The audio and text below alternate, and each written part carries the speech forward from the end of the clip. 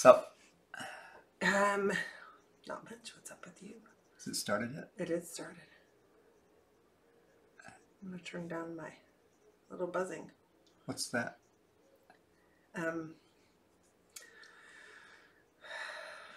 Hello all, we're back again. What? Telling everyone. We've been gone for 2 weeks. No, I think it's on. I think we missed 2 weeks. Do you think so? Yeah. It might be 3. He thinks 2. It's 2. Okay. We won't argue.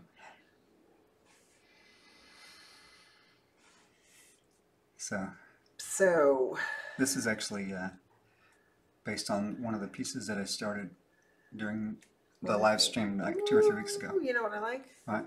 I like his hand right there. Oh, this? Yes, I do. Very nice. See, look, you can see their heads before they pop. Oh, on the live stream? Yes, little hearts. You're getting loads of hearts. Oh, that's nice. You better say something very dramatic. Dramatic. No. Thrilled. What? From Fifth Element. Here, hold this. What are you doing? I gotta let the dog in. Oh, okay. Sorry, you can show them the thing. They'll sit there and paw at the door the whole time. Actually, like occasionally looking at images through the cell phone anyway, because it gives you a distance from it. And you can, and yeah, well, it's just another way of squinting at the image, you know? Right. So, you know, Hey guys. oh, she left. She went in the other room. I'm sort of drawing, but You're drawing and sort of. well, Thank you. yeah. Sorry about that. No, looking at it through a cell phone, or even through sometimes I'll turn on the camera and on the upper camera and look over there, because you can see if something is not working design-wise, you can see it from a distance over there. If you look here and now look over there, so you can see that camera. Oh, on that one on the screen, and I look at it, and it's the same thing as stepping away from a drawing or painting to look at it from a distance, Gotcha. so you can see if the shapes hold together from further away. Someone asked if this guy has a story. Sort of, yeah. I've been coming up with this whole hierarchy of creatures from the Gaunt world, which that world being from the Dream Quest of Kadath and all that, and that there's actually a whole a world of these Gaunt creatures, and there's a hierarchy. And they're not all Gaunts, but they're from the same kind of world. Right, right. And so I was calling this one the Gaunt Blight. And so there are creatures. So in this kind of narrative that I came up with, that Gaunts themselves are pretty innocent creatures until they're sent on a mission. In terms of Lovecraftian lore, until they're sent after a prey by the Yellow King. And when then they become like unstoppable. But otherwise, they're almost like they're just kind of innocent and curious things that are just left to their own device. Would really never interact with anybody. And when they refuse to hunt for the king, they sends a Gaunt Blight after them. And so this is one of the things that would hunt the hunter, so to speak, in that world. So that's sort of the narrative, what I call the storytelling narrative. There's probably another more metaphorical narrative behind it that I haven't really started thinking about or listening to yet. There usually is. There's usually more than one story. One is more of a linear kind of almost a fairy tale, and then the other part of the narrative is more, I guess you could say, philosophical, or in somewhat, you know what I mean? It's sort of with a little bit of a deeper, more metaphorical meaning. So you're getting lots of little thumbs ups. Oh, thanks. And hearts. Explosions of hearts. So I like trying at least to combine like an almost etching quality of line with graphite. Right. Oh, this is toad leather, by the way. Toad leather. Yeah, it's a Bufo leather. I got it from Stop Etsy. moving it around. And I just like it because I keep it on because it's got this beautiful texture to it. I mean, I honestly prefer things like this on the animal, but in terms of having a piece of reference around, it's really it's valuable. You know, I'm going to end up scanning it in and turning it into like an alpha pattern to be able to, you know, if I need to play with it on something like digitally, I can do that. It is bullfrog skin. Yeah, it's frog leather is what they call it. And this came from, I believe, Florida. Yeah. Lots of bullfrogs. Yeah. I So almost she almost stepped on one I tonight in the stepped on a driveway. toad in the driveway. But Scared the shit out of me. so That was after the spider was crawling across the windshield as I was driving. Oh, yeah. You know, you can't like. I was like, oh, leave them there, but then they like start crawling closer to you, and then when you think, if I go to squish it, I'll like definitely like careen off the side of the road and be squashed. yeah, I don't like. It's funny because I tend to relocate things in my studio because my door's right next to the outside. I'll tend to scoop things up and throw them out. Oh yeah, you know there's a lizard living in here. I know you said Under there your was easel. you said there was one of those little. Neither of the dogs found it, but I couldn't get him. He's So living there. Duncan is so adamant about it. I mean, he'll pick up almost anything and put it outside if he finds it, even if it's a roach. Like he'll just relocate it, and you know that's The roaches it's get squashed. yeah, but there's a I know. I think there's a coolness to that. You I know know. that he's very compassionate about stuff. Yes. You know, but Yeah, so we missed a couple weeks just because we were I've really been busy. working And on it's taxes. projects. Yeah. You got projects, and I've been dealing with taxes and other projects. I've got some NDA stuff going on right now that So if we miss a Saturday or two, sorry guys, but right now I'm more or less going through the piece and just kind of I'm not really thinking about it as hard as I am just kind of letting my intuition guide me towards what I want to have done. So at some points I'll actively like go, what does this need? But at other points I just sort of run around and tickle things until something pops out. It's like so Android Replicant asked, how many drawings do you do per week? I'm curious. for my Full commercial drawings. work, full drawings like this, if I were just sitting down doing my own work, I could do this drawing in a day, you know, from beginning to end, something this size Yeah. with no background. Yeah, but that's like probably a hot 12 or 14 That's a good hours. 12 or 14 hours of drawing on it, though. So maybe 2 days, a day or Yeah, a day or two. And in a given week on my own, I usually will do, you know, 2 or 3 drawings, depending on the size, like this. Doing contract work, when I'm doing concept work, it can be anywhere from a few a day to like, I don't know, it depends on the kind of contract work and what the nature of it is, but I've done upwards of, in a week or two time, I've done upwards of 200 characters of iterations of the same character in that same time period. So, but that involves a lot of minor alterations, you know, like changing a hairstyle or removing this or that, or, you know. But these, When I do- these top drawings, though, these type of drawings, sorry. Well, yeah, when I do work for myself, I don't actually ever even really consider the time. I don't think about it because I have to think about it so much when I'm doing other things. Yeah. And these are sort of like icing on the cake to me, you know, to be able to do my own stuff and let myself spend time doing it, which is what it feels like. It needs to go in his crate if he's So- not going to stop. Oh, we have a little dog that we're training, and he's Driving doing me some. crazy. Someone said, I like the head. It reminds me of the undersea vents.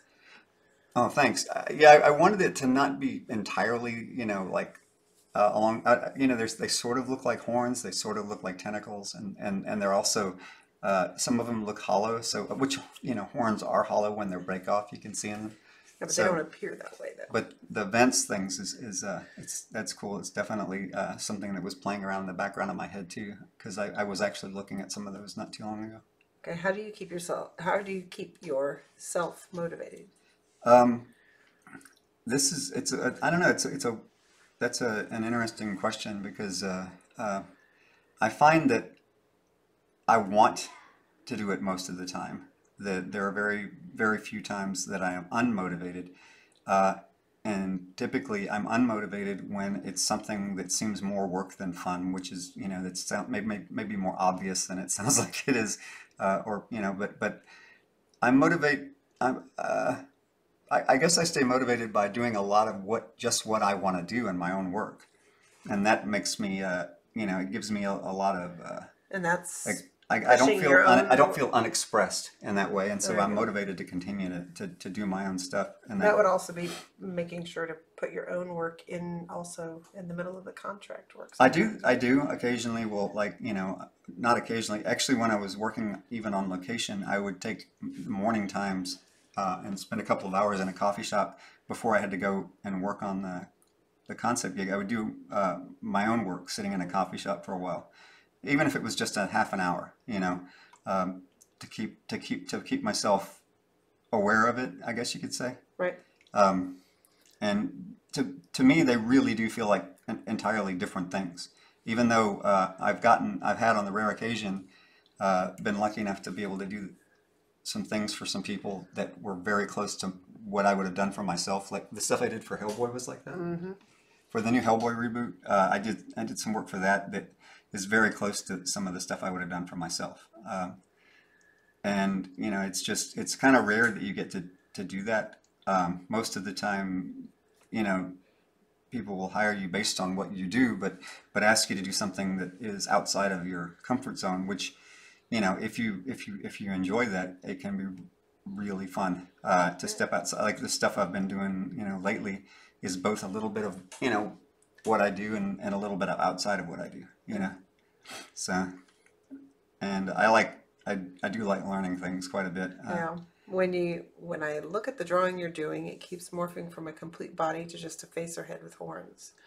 Just as some of Dolly's work, I can see one or the other at a time, but not both at once. Oh, well, yeah, I guess it's like that whole that that element, that subconscious, you know, Rorschachian element to art. There are times when you see patterns, and sometimes when the patterns aren't there, but your mind sees them, and other times when they are there, but you don't see them at all. You know. Right, right. So yeah, it's Thank you for finding time to do this, you guys. oh yeah. Will you ever try to tattoo? Me? I probably I won't do that myself. I mean, I've seen some beautiful tattoo work, but I tend to like to erase, and people don't like to do that so much on their skin. And you know, it requires a lot of, I think it requires a lot of planning and a certain skill set that is not what I generally have focused on. I love the look of it. I love there have been people that have tattooed my stuff. Uh, in fact, I just got a note from somebody recently that had the Gaunt Queen tattooed on them, and you know, it did a good job. And How often do you use reference? How do you prefer to find references, and particularly with anatomy and everything? I, I, Particularly with anatomy, most of the time you pull from your own photographs yeah, I you've taken. usually, if I'm trying, if I, at all possible, I'll shoot my own photographs for anything anatomical, whether if I have a model or what. But you know, if not, then you have to do like what a lot of people have done in the past is Frankenstein images offline, where you find something that's close to what you like, and you just bits and pieces, you copy paste them together, Right. and then you know, then you draw from that. You know, obviously not being too Tight. tight, you know, to any reference that. I mean, if it's your own reference, I think it's fine if you really want to just copy a beautiful photo that you've taken yourself. I feel like there's nothing at all wrong with that. But if you're using Yeah. reference you find online, it's best not to be too tight with it. Just as another safe, even if you've changed it as a safety measure for not accidentally appropriating someone else's work. Right. You know. Oh, I have to tell you this. What? Which has nothing to do with because I kept forgetting to tell you. What? Do you know the dresses you like? You always say when you're photographing Maeve. Yeah, yeah. There was one at Target, and I bought her one. Oh, did you? Cool. Yes, That's cool. and Yeah. it's hanging in there, and I forgot to tell you that. It Oh, was that's like awesome. 2 or 3 Yeah. weeks ago. Just those little white simple Yes, the little sundress. shift Yeah. dress. Yes. Yeah, I tend to acquire a lot of inspiration, I would call it, rather than direct reference like this. Almost never do I draw directly from stuff like this, but I look at it and I go, oh, look at how these patterns fit together. And then sometimes I just find that thought finds its way into the work that I do, and I Right, remember it. And I do have them around, so I do glance at them, you know. So I go, oh, look at how the shadows define the form. I mean, it's nothing but, Right. you know. And so I have a lot of that stuff sitting around. How long have you ever spent on one piece? I think the most I've spent on a drawing is about a month. If I've actually been working on it straight. I mean, you can say a couple years for pieces that I put aside, Yeah, but I'm talking like linear timeline. I've spent like a month on a drawing when that was a few years back though, and I yeah. think I probably have, I've worked a lot faster on it now. Do you Um, do you but tend towards symmetry or asymmetry, and why do you like? What do you like about each? I like broken symmetry a lot. I like a really good symmetrical image if it's not so symmetrical that it looks processed. You know what I mean? Like Yeah, if it's copy pasted in Photoshop and mirrored, you can see that. yeah. But It so just I with your like eye, you just can so kind of see even it. when I make symmetry, you know, it's drawn on both sides, and the lines, even if I start off with guidelines that are pretty much the same, the internal part of it breaks the The symmetry, you detail will know. be different. So Yes. yeah, you know, and I like broken symmetry because then you have to find ways of balancing the symmetry that, you know, that isn't actually just copying and mirroring it. Right. Yeah. Right. So Right. so Right. The people are shooting these questions by me and oh, everything. that's okay. Oh, I need my glasses on. Hold on, guys. Yeah, we both need new glasses. I know. My I've got glasses broke, and I Franken wired them Oh, together. I don't yes. know if you can see that or not, but I like Gotta look literally it up wired there. my glasses together. You gotta So, put them up there. oh, up here. But you can't see them that far. But Yeah. I literally took Wired some, them that's together. actually modeling wire for when you sculpt. Oh my You know, gosh. so, but How do you come up with concepts for each drawing, and do you start off it or improvise, or is each drawing planned? a great deal of them are improvisation. You know, obviously there are times when I am working off of a brief and I have to like, one of the things I do is I look at something like, say, you know, if for instance I was going to, you know, do an image that had something of a narration of like vampiric lore in it, Right. I would look and see how people have treated it in the past. Sometimes I would like just glance at the like some of the best examples that I could find of like, oh, this is what, you know, like vampiric biology would look like.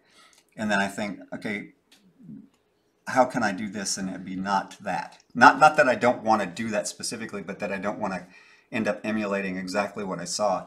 I want to have that level of execution in my piece or that level of involvement, but not, you know, I don't want to be like faithful to somebody else's vision of it, but I like to look at what people have done so I can see what their thought processes were like, and that affects my thought process, you know? Oh.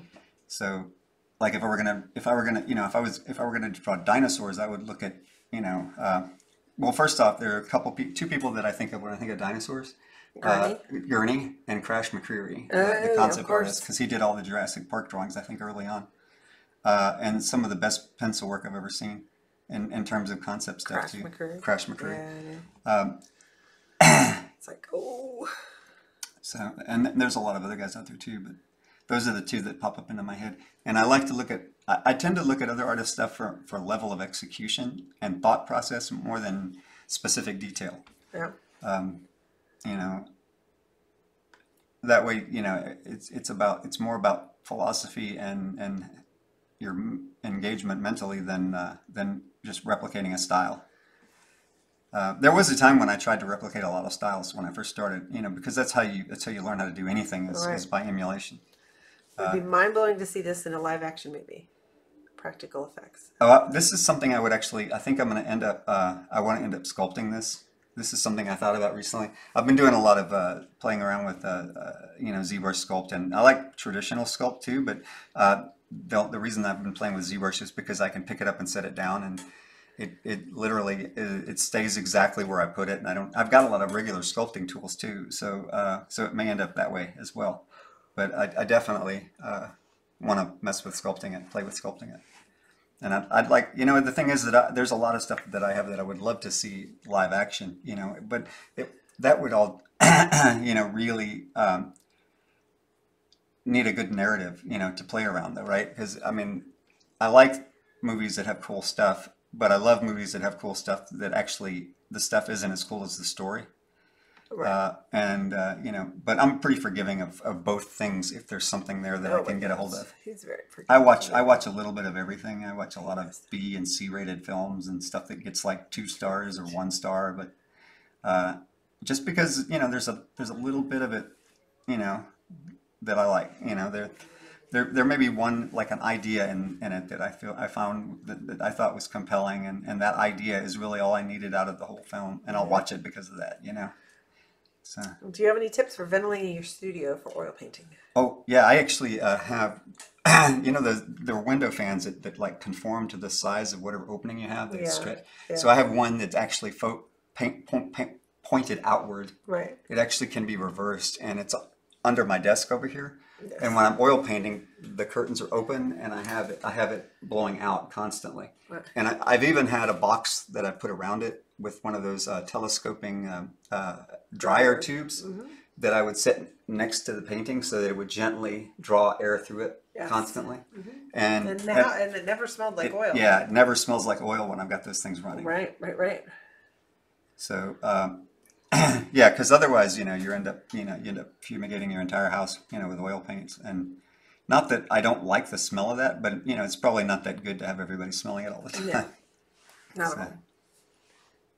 so this is kind of a drawing that I kind of lay it out big like this, but it's mostly me going in and playing with like tiny spots. details, and then deciding at different points, you know, like there was a lot of wrinkles in here, and then I said, well, this needs more of a shadow area, so I took the side of my pencil and covered up the area that I thought it needed, you know.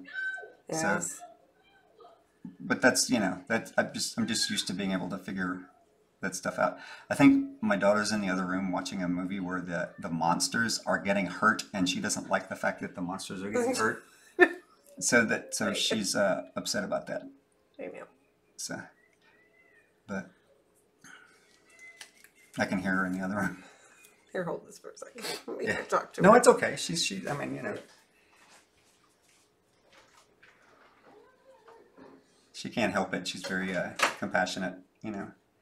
So, and that she shouldn't have to help it. I mean, you know, I get upset sometimes when the monsters get hurt too, because really, in most movies, they're you know, the monster is just a misunderstood creature. Most 90% of the time, you know. So.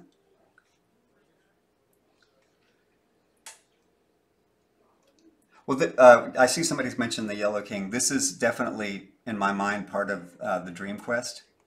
You know, as the Gaunts, but I hadn't thought about it looking like the Yellow King. But that's part of the storyline, and so maybe, you know, subconsciously a lot of that comes through on it. I've done a couple of versions of the Yellow King, and probably will again. It's a pretty cool storyline. Did I look?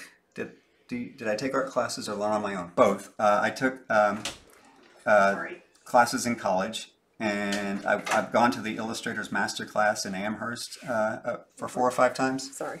And then whenever I need to learn how to do something or want to learn how to do something new, I seek out the information and basically self-teach as well. And what I say is self-taught basically just means knowing where to look to find it. And nowadays, there's very little you can't find out how to do on YouTube or online. I mean, the amount of tutorials online are staggering, way more than you could learn in college. I mean, not that there's not value to going to a university or something. It just depends on the teacher, I guess, and how you learn. Right. Um, Someone says this looks like one of the Philippine mythical creatures called Manananggal. oh, I'll have to look it up. That's cool. That's cool. Somebody else said it looked like the Yellow King earlier, and I was responding to that because it is, in my mind, part of that mythology. Or at least right now it is. Yeah. Yeah. So I came up with a whole series of different kinds of gaunt creatures. I have gaunt blight, gaunt harrow, a gaunt leech, a gaunt tick. You know, just things that in my mind I've already started to think about what they look like. When I sat down to draw this, it was in my head already almost exactly as it is here. It's changed a little bit because it always changes from head to paper. But when I was doing the drawing a few weeks ago we were doing live feed, I was doing a guy that had a twisted horn, and that one twisted horn, I was like, as soon as I saw that this popped into my head. Ah. So What oils or thinner do you use for oil painting? when I'm oil painting, I use usually for thinner, I use Gamsol.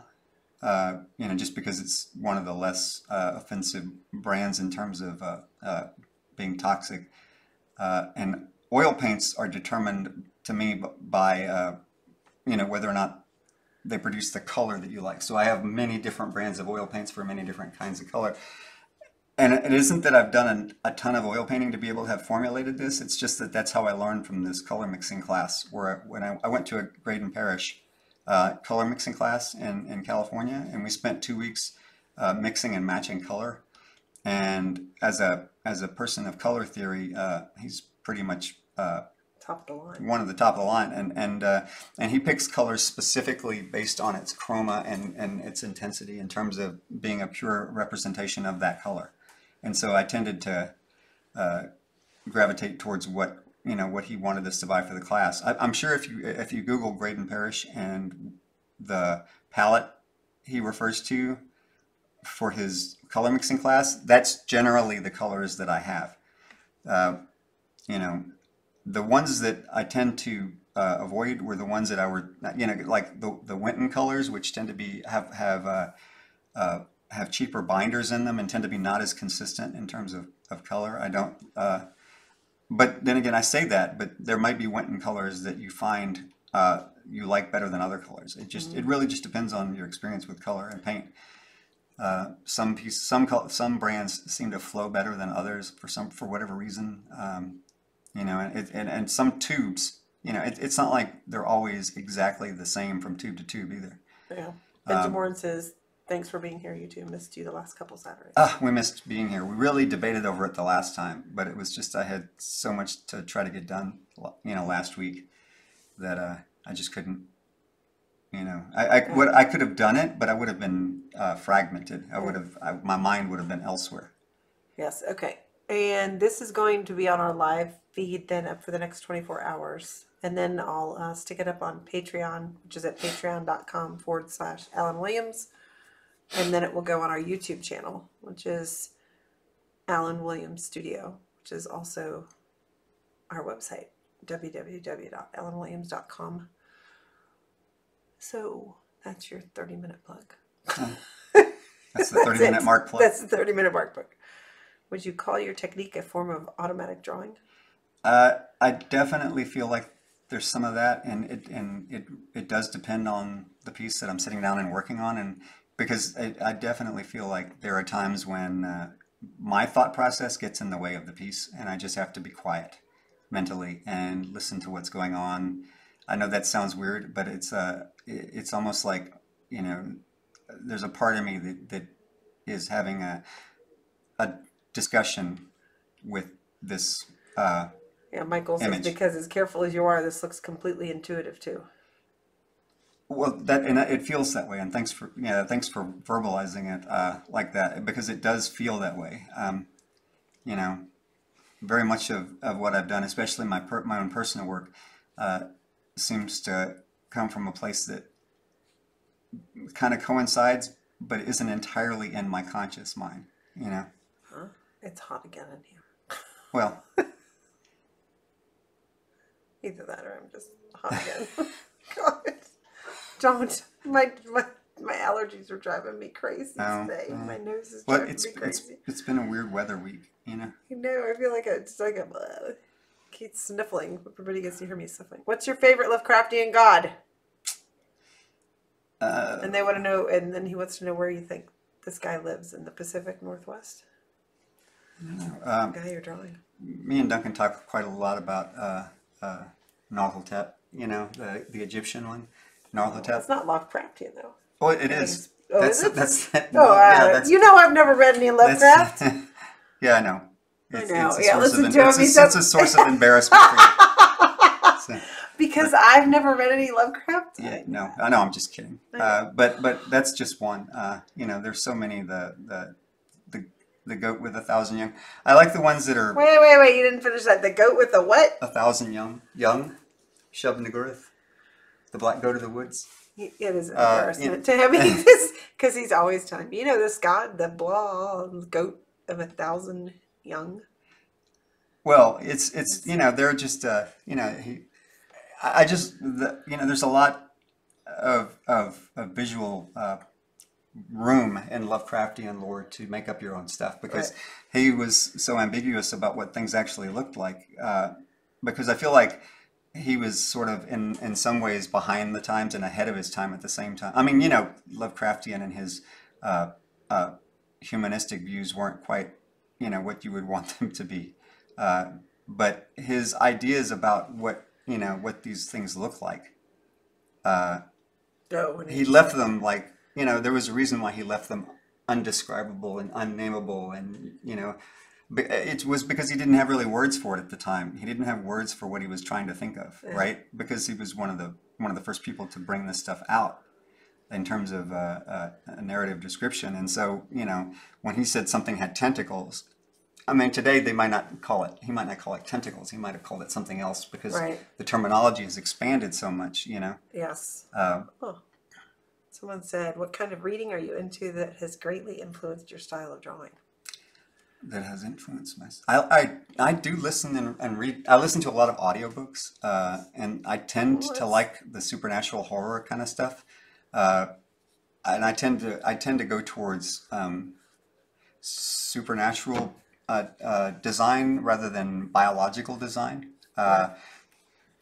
Not you know, I love people who actually, because there's a thing that a book that's coming out where they talk about a lot about creature design, and one of the things I'd mentioned was that there in concept art you tend to have people who go in one direction or the other, and sometimes there's a few people that go in both directions, but it either ends up usually looking biological or supernatural. The supernatural stuff can just, you know, be, to me it's fun because it can just be whatever the hell you want. There doesn't have to be any sense to a supernatural, to a creature that it was constructed by magic. It can look like Yes. anything. Whereas biology, you know, you want it to have a certain kind of sense, even though in our world there are certain types of biological creatures that look like somebody accidentally made them, right? Yes. But in terms of creature design, Platypus. if you go by, you know, the biological stance, you know, Anteater. there's reasons for all these things. Whereas in supernatural design, uh, it may just be that the reason would be intimidation or Yeah. fear or, you know, it knows what makes you afraid kind of thing. You know Right. what I mean? It doesn't have to conform to anything. And I like that too. I mean, you know, you could say it's because it's easy, but I think it's just because it steps up further away from what we're used to, you know. At what age did you start taking your art more seriously? Any tips for practicing fundamentals? Let's see. I guess I ripped my finger. I started having a serious work ethic when I had kids, because if I didn't have a serious work ethic, I would never have gotten anything done, because they demand a lot of time. And so if I wasn't able to work when I wasn't, See, you say it that way, but what you really did say was like, "This is so much fun. I don't want to have to work. Wait, I better get work done." what? Because you Well, would just hang out and that's too true. I would, well, when just play. because like I tell my kids now, they were like, "Do you want to play?" And I go, "Yeah, I want to play, but I've got to finish this first, you know." And then I'll like spend 10 minutes thinking about whether or not I should be playing or not, and usually then I just end up going in the other room and playing, That's true. and then Yes. coming back and finishing the work later, and just Yes. going without sleep sometimes. No. So I do that a lot. I go without sleep quite a bit. Not totally without sleep, but yes, you need to get more sleep. Yeah, I'll average 4 hours 4 to is 5 not. hours a That night, is not enough sleep. if that's technically specific enough for you. That is not enough sleep. But but um, my practicing fundamental stuff, that tends to I don't know, it just tends to be a byproduct of sometimes if I feel like I don't know what to do, I'll sit down. Like people have asked me what to do when they're blocked, like have an Yeah, artist block. someone just asked that earlier. And that typically is how what I'll sit down and start doing studies. I'll start trying to learn something new, and that usually, if I have a period where I don't know what to do, that will push me through it almost universally all the time. What Just do you mean when you say you learn to do something new? well, Not necessarily draw it. You learn well, a new program, or sometimes it's about learning how to, like, okay, so I'll sit down and do a study of bone structure or something. I'll do a hand, or I'll okay. do, like when I was learning that oil paint, remember, I would sit and do those really realistic face studies. Yes. And I would just try to, Yes. I would try to emulate and see what I could push the oil to do. And sometimes I just get really experimental and just start, you know, the most, I guess the key to any of that stuff and getting through it is to be able to sit down and say, I don't care what I do. I don't care if it's sellable or not. I'm just going to sit down and play. And for me, it was just a matter of realizing that as I started approaching this as work, Yes. that I could never let go of the sense that I'm playing, uh, or I would lose the reason I started doing it to begin with, which was the fun, the Fun joy of of doing doing it. Yeah. And so whenever that's, I guess, if I could tell you to do one thing, it would be that when you learn something new, just don't let go of the things that you love to do, while you're doing it. You know what I mean? If you like to render things and noodle things to death, then do that too. If you like being gestural and expressive and minimal in your drawing and brushstrokes, then don't let somebody, even just because you learn how to do it differently, don't let that fall away from your repertoire of what you do, Right. because it's part of it that brought you to it that you love. Right. Don't try to conform to someone else's idea of what you should be doing. Right. Well, I mean, there's nothing wrong with learning it, and conforming Right. in the process of learning it. But don't throw away what you do like to do in order Right. to learn something new. Right. You should be able to bring it all together at some point. It'll all work for you. Would you be open to teaching a class in person? We've been talking a lot about that. Probably we will. I think that would be fun. It's just right now it's figuring out the time to schedule such a thing. It's sort of like when I travel. To me, I will go, this is going to be great. Let's do this show. And then like 2 days before the show, I go, do we have to go to the show? Just because I get involved in stuff, and it's like a defense mechanism, I think, where I don't want to stop working. But I think that Or actually, don't want to leave the cave? right, I don't want to, yeah, that tends to be it. I tend to be kind of a hermit, but It's okay. I think it would be Nothing wrong a with good that. thing to do and fun to do, to teach. I actually did a few, like I did one of the Tara Larson Chang work, seminar Sean things where I seminar. did a weekend of drawing with people. That was fun. Yeah, and I did one at DragonCon last year too. Yes. It was Dragon like Con. was it a 3 hour, 6 hour, 3 hour thing? Yeah. Mm-hmm. It was about a 3 hour It was all in the powder. it was about the powdered graphite stuff that I use, which I'll be getting back into here pretty soon as well. So Said name the time and place, and hopefully we'll be around Asheville, well, North Carolina. that's cool. Wait. We'll figure What other something. things do you like to do besides drawing? Well, this is funny. I don't know. I sort of have tailored most of my hobbies around the stuff that I like. Well, I do. I like to do digital work. I've been learning a lot with ZBrush lately, and been sculpting a lot digitally. Let's see, what else do I like to do? I haven't been doing it lately, but one of the things I did for a long time, like almost 20 years, was martial arts. We did that, like, on a daily basis. Was it ever hard? Well, yeah, you didn't.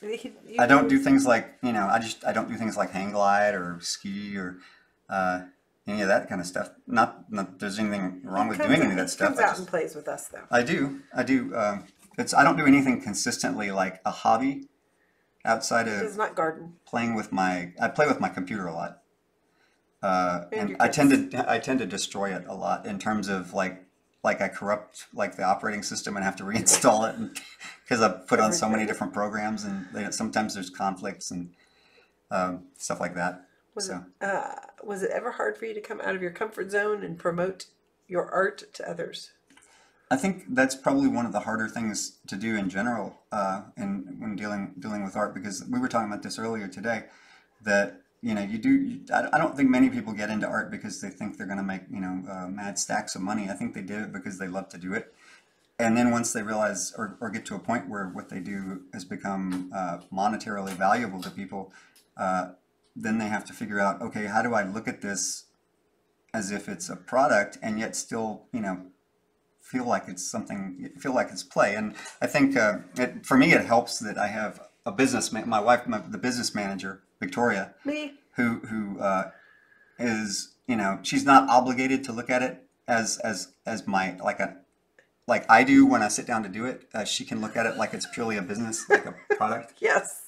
which Okay, we're going to sell this piece. Well, yeah. How much do you want? And so- I want X. All right, Right. I'll charge X for it. I mean, but if you don't have, I mean, I did sell work before she did the business part too. Yeah. And you just, I forget what the question was, but uh, Do you ever find it hard to come out of your comfort zone and promote your own artwork? I actually had to kind of manufacture a personality to be at shows so that I could talk to people about it in a way that was, uh, I I don't have, I'm not the kind of person that can walk up to somebody and say, look at how great this is. I can walk up to people and go, I'm glad you like that. I'm glad you find this interesting. Uh, and the way that I ended up selling most of the work that I sold, or that I do sell, and I still sell at conventions too because I'm there. I just tell people why I was excited about doing it, Yeah. and I show them what I liked about it and why I did it and how fun it was. And generally, that is what I feel like sells people on things.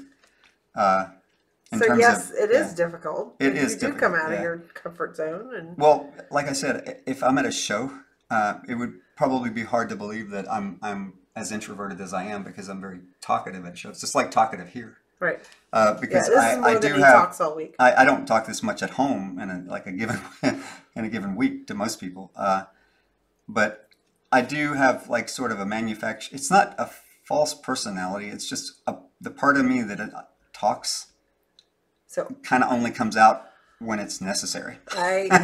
I believe that most of these people probably understand that, though. Yeah. Especially if they've ever been to a show where you've had to talk about your art and everything.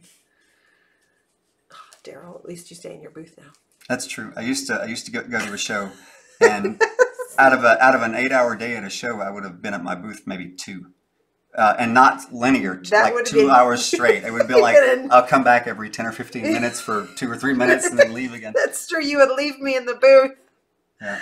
When's Alan going to be back? I don't know. Well, I was just always running around talking to other artists. It's true. You know, I was looking for the riddle of steel. Oh my God. Will you be at Spectrum? We will not be at Spectrum because it's like 2 weeks right before Monsterpalooza. Yeah, and if Monsterpalooza is like it normally is, then I won't have enough to bring to Spectrum. I would be there with that's being positive, optimistic about the show. Monsterpalooza is always a great show for us. It's always our one of our biggest shows of the year, and it just happens that it happens so close to Spectrum that it made it really difficult to do it this year. We will be at Not Lightbox. always, yeah, not always that though. It's not just that. It's also that we have to time things with my mother to watch our kids too. Right. We can't just like go, oh, here they are for a week. Oh, and another week later we have to drop them with her. Right. So there's always that. Yes. So, We got about 15 minutes left. so I actually, when you talk about doing other things, I tend to do things that are still like at home. I play with, like I said, I play with my computer a lot. Lately, I've been looking at computer fantasies online. Which I mean by that is like superpowered computers that will do the things that I do right now, but faster. It's all, like, well, what could I do if I had the supercomputer? I don't know. Okay. I'd probably find a way to break it. I'm not saying anything. Does doing these live streams compromise the quality of the work you are doing? At first, like I said, and I still feel like there are some decisions that it's like if I'm conscious of it, I make different decisions when I'm in front of people like this than I do when I'm by myself. First off, I slow down a lot more. I'm not like I've actually covered more area in this than I would normally if I were just sitting here by myself. I normally just pick at things in a very slow way until something happens, and then boom, I'll do like a larger area because it'll just pop out in my head. In terms of it's not better or worse though. I noticed that a lot of things that I've been drawing lately have been inspired by things that I've done in front of other people. Yeah, that's true. Yeah. Because I've been purposely keeping my mind out of it and just letting my play and not being too, uptight about it. And at least 2 or 3 drawings have come about because of that. Right. Now, I do, when you're just starting out, because I'm looking at the other camera, which is right above you, whereas we're more over to the left, so everybody over here can see you drawing easier. But actually, because of the way you're drawing, people above you, when I put it up, aren't going to be able to see the pencil head, but you can't, I I can't have you change things just so Well, people can see everything all the time. the only thing Do I you know could what I do mean? is I could position that at an angle and it would be skewed, Yeah. on the side, which we can do that too. It would give them a better view of the paper. It just wouldn't be like right now, straight above like this is primed because it doesn't distort the image as much as from the side. But to actually see detail, I'd have to get closer and bring it to the side because if it's close enough to see detail, it's right in front of my face here. Yes. And I can't. Yeah, it'll be hitting your head. Yeah. Well, I do that anyway, even right there, because I'll lean forward when I stand up and I usually hit the camera. What's the most important thing to have in mind when you study drawing? That you should give yourself no timeline. Like, don't say I have to learn this by. Give yourself enough time to study it. And when I say give yourself time, I mean don't put time requirements on how long it takes to get good at something. Just say That's that true. Sometimes I think people are so frustrated and everybody wants to do only things in a very they want to do it fast. And there's I can see that because we live in a world where fast is something that you can sell and something that can help you make a living. But in terms of studying drawing, it's more important to slow down and observe and pay attention. it's how you look Yeah, at things. it's one of the reasons I love drawing, I think, is because it does slow everything down and everything gets quiet and still, and it's meditational to me. And I kind of feel the lack of it when I don't do it. I'll get, like Vicky will confirm this, that I get like irritated and cranky when I'm not working or drawing. And I sort of have trained myself in a way to think of drawing and working in the same sentence as the same thing. And in my mind, though, it's, I do feel like it's most of the time feels like playing. But yeah, there are definitely times when I'm doing something that feels like work. It Right. does, it's not, don't get the idea that, that it's always, fun. I mean, it's always more fun, I think, than the things that I don't like to do. But there are times when it actually feels more like, especially when you're doing something that's maybe outside of what you would normally do. And it's fun and frustrating at the same time, but it can also be there's a part of this it can be very monotonous. Especially if I'm digging into rendering something or if Or I'm those drawing. backgrounds. Or yeah. The backgrounds, Or people go, how do you do that? I'm like, it's just a long time. Yeah, it just, there's always some part of it. It's funny, I think maybe you could look at people's artwork and the way that they work is how they avoid, like, okay, so I do figures, vignetted figures because, it's hard to fill an entire page with graphite in the background. So other people probably work in a way that maximizes the part of it that they like to do and avoids the part they don't like to do, right? So when you never see the hands of people. Right. Well, people will tend to they'll have it stand. Not that there's any like hands or feet on this. Like Yes, that is a hand. Well, it is, but That right there, and I've that's drawn realistic hands before. A So, hand. yeah. That's a hand. There's no feet. But people tend to find ways around showing the things that they don't like to do. And what's funny is I've noticed this too about myself is I'll start to think about the things I don't like to do, and eventually I'll just break down and like I used to not do human faces at all. And then I went through a period. I literally went through a period for like a few years where I did nothing but faces. You're right. Yep. And I noticed that if there's something I don't like to do, I'll eventually. It's because I know I want to work on it, and I have to be ready to work on it. So lately, I've been thinking a lot about environments for these guys, for these creatures, and where do they live, and how can I make an environment that is both narrative to a storyline, but ambiguous enough to allow metaphor. You know what I mean? To allow the right kind of metaphor. For the I image, know what you mean. Yes. What paper are you? Is that the Strathmore? This is Strathmore. Yeah. The stacks of Strathmore. Strathmore 400 series medium surface has a really beautiful tooth that I like to play with. Because we don't buy one. I buy stacks of them. Yeah. Stacks of them. See, That's 10 right there. 10. One with it. Well, because when I'm doing concept work, I go through a lot of it. I have one of the processes that I have for concept work is I'll do a loose drawing, I'll scan it in, and then I'll print that sketch out lightly on a piece of paper and draw right on top of it to iterate different shapes. Yeah, so you can see what else you want to put in there. Yeah. So, your words are so relatable, but you are light years ahead of me when it comes to use of graphite. oh well, if if I'm ahead of anybody on any of this, it's just probably because I've just been doing it longer. You know, and the fact is that if you sit down and you know, if you draw some every day and you study in the right way, you know, you'll probably go well beyond anything that I've, you know, I do everything the hard way for one thing, you know, but I appreciate you saying that. I really do. I just, I tend to take the slow way around, so to speak, you know. So, but Okay, so we have like 10 minutes or something, but I am going to say we're not leaving yet, but visit our website at alanwilliamsstudio.com if you're looking for something in particular. That is also our YouTube channel, is youtube.com/Alan Williams Studio. This will be up on the live feed here on Instagram for the 24 hours. And then I'll put it up on the Patreon, which is patreon.com, Alan Williams. That's it, just Alan Williams. so. And that's it. Speaking of business, by the way, this actually started off as a piece I was going to do for my Everyday Original thing, and then I got to a point where I was like, I liked it, you know, too much to sell it at that time, because I was like, I don't know, I wanted to play with it and work on it more, and I couldn't. And then Vicky was like, she was never going to let me sell it for that anyway, because there's a cap on the price of Everyday Originals. So. Art Supply Store must be happy to see you when you go shopping.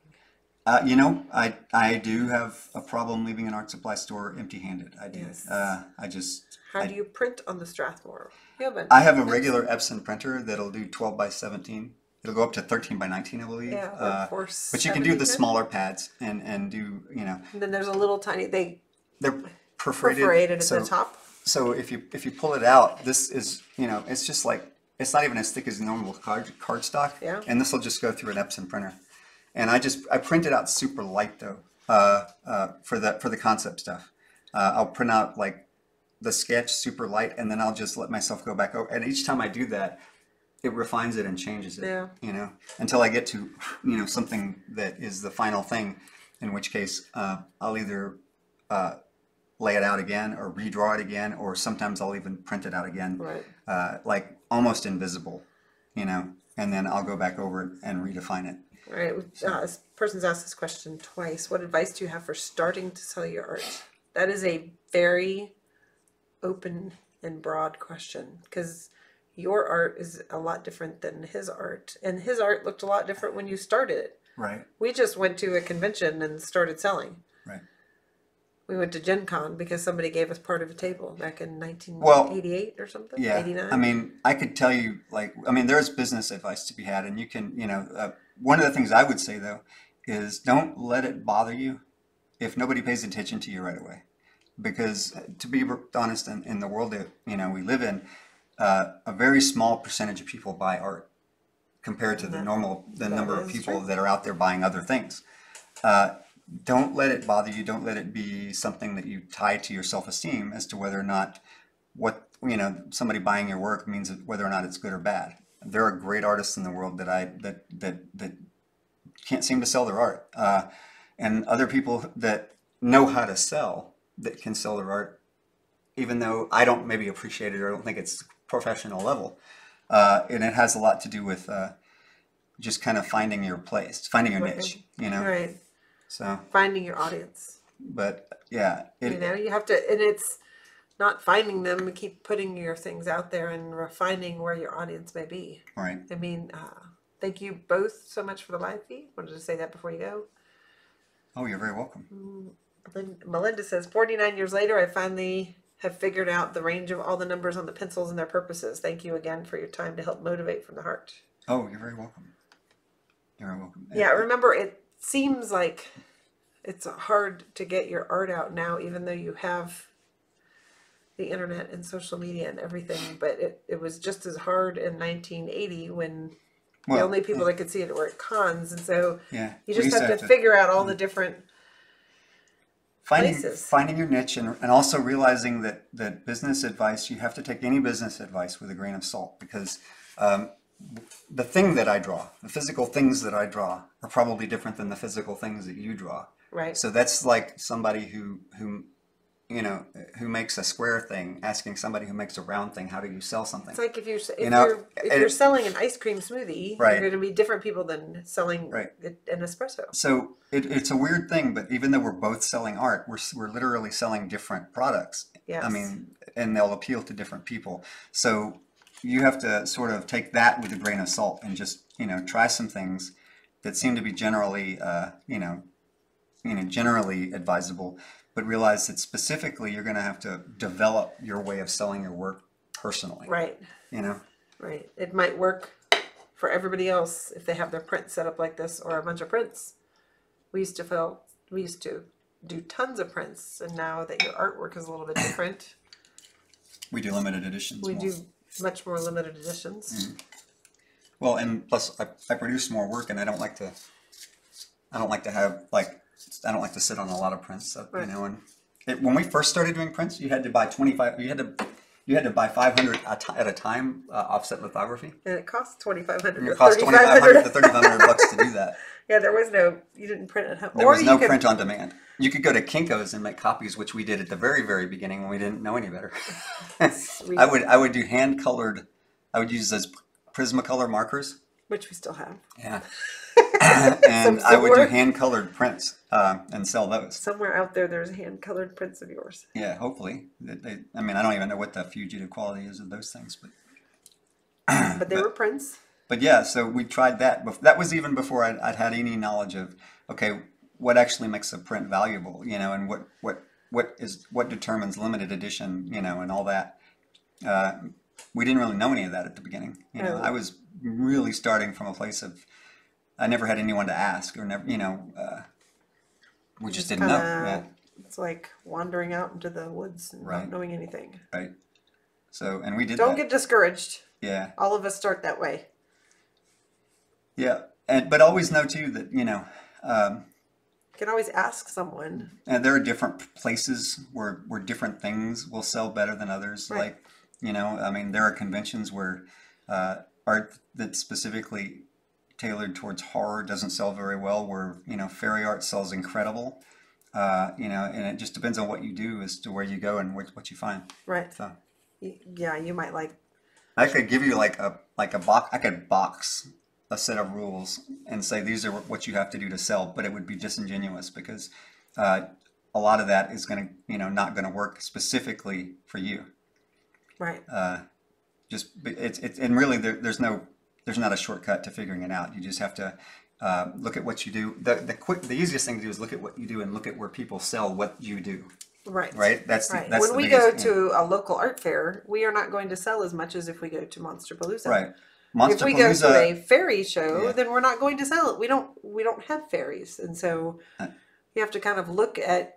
You might walk into Monsterpalooza and not sell a lot because your stuff doesn't look like that. It's just Chris Right. Malador says, "I was taught fast. You can't predict a crowd." That's you And know, is he exactly? that's true.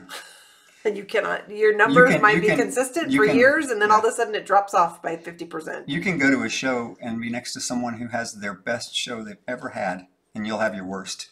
Or you can go to a show where the opposite happens. You have your very best show, and the person next to you, who's still a professional artist, doesn't sell anything or very little.